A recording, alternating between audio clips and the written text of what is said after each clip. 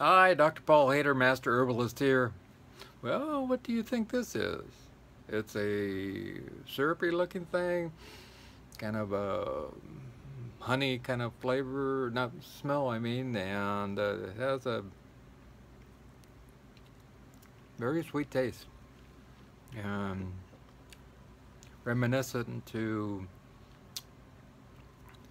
some types of sugar and caro syrup, maybe, in that type of thing. Oh, this is agave nectar, and it's a great sweetener, and it has a lot of controversy about it also. But in a moderation, like all sweeteners, it is not a bad thing.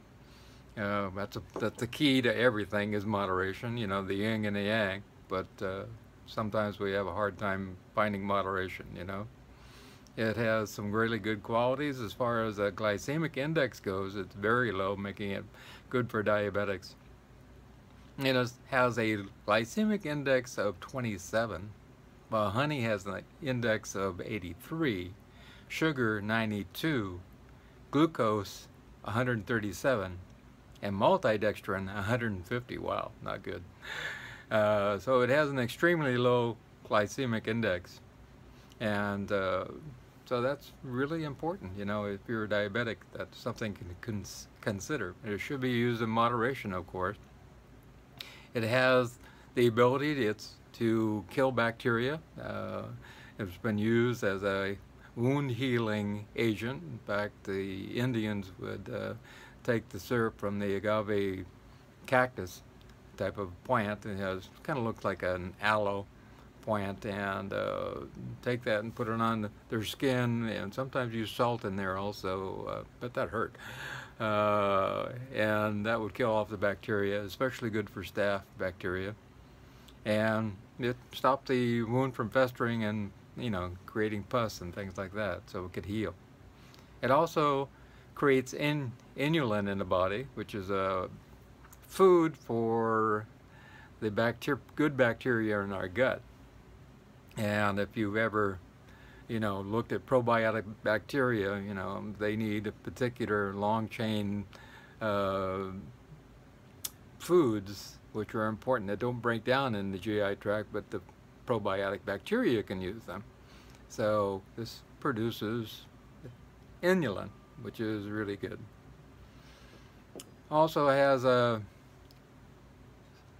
same number of carbs as sugar, so you can't think, you know, you're going to get away with a lot of weight loss. It can help with weight loss because glycemic index thing, but in some instances, some people say it has more calories, some people say it has less calories. I find it, in general, it has less calories. You have 1 cup of agave nectar compared to a cup of sugar is actually 300 calories less than the sugar. So it depends on who you're reading and what you're into.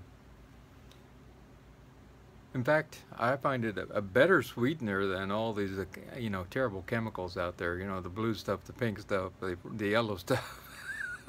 All those terrible chemicals, terrible, terrible.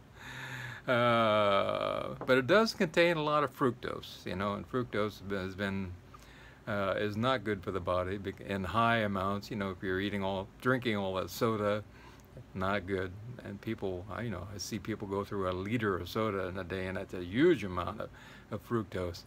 And so that can lead to metabolic syndrome and all kinds of problems, high triglycerides and things like that. But in small amounts, you know, it's not like you're going to sit down and drink a pint of this. That would not be good. You know, a tablespoon a day or something like that. Even the Physicians Committee for Responsible Medicine says, you know, you can have a teaspoon or two of sugar every day. So, but a small amount, you know what I mean?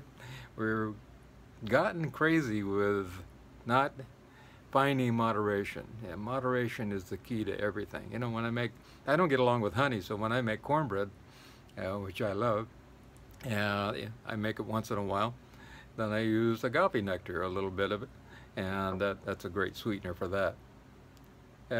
It may increase trigs, but in moderation it probably wouldn't do much of anything. And moderation is the key, you know, taking 1 or 2 tablespoons at the most per day.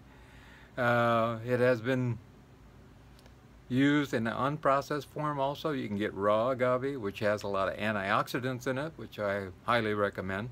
And you can find it as organic too, which you want to keep all those chemicals out of it, which is important. And it contains, like I said, fewer calories on the average, but it should be used in moderation. And it also contains a lot of calcium. So if you're, you know, osteopenic and your osteoporosis is going on, maybe a little bit of agave nectar would be good. And like I said, use it in moderation. I'm a stevia lover myself. I use it in everything. And I find it to be really great. And it doesn't cause a spike in the production of insulin in our body. That's for stevia. And so I love stevia. I use it in my drinks, and even in cooking I use it. In the new stevia, especially some of the little liquid bottles, there's no bitterness to it at all. But in certain situations, you know, where I need a syrup, I need to have something like agave nectar, and it works really well for that. And so find some moderation in your life, and find that just this and agave nectar in a small amount will be good for you. And I know it's been villainized by lots of different people, but it should be looked at as something that is a possibility for using, especially for those who don't get along with honey. Like I don't get along with honey at all. I just don't feel good when I eat it. That's been all my life. So it's an alternative to honey. If you use honey, that's great. But this is another possibility. And if you're using honey, perfect. But honey is also sucrose, you know. They have to remember that too. So I think all sweeteners, other than stevia, which is a really great product, and I've been using it for 30 years plus, and I know people have been using it for longer, stevia, and they've been wonderful. So something to think about.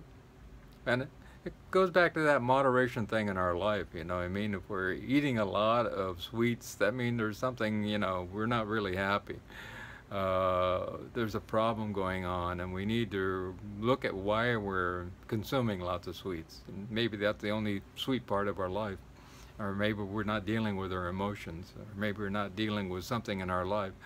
And we need to consume that in order to feel good about things. You know, eating sweets is a way to not deal with stuff sometimes. And even on sitcoms on TV, you know, people get upset, they go find the ice cream, you know. But that's not the way to really deal with it. We need to deal with it in a better way. So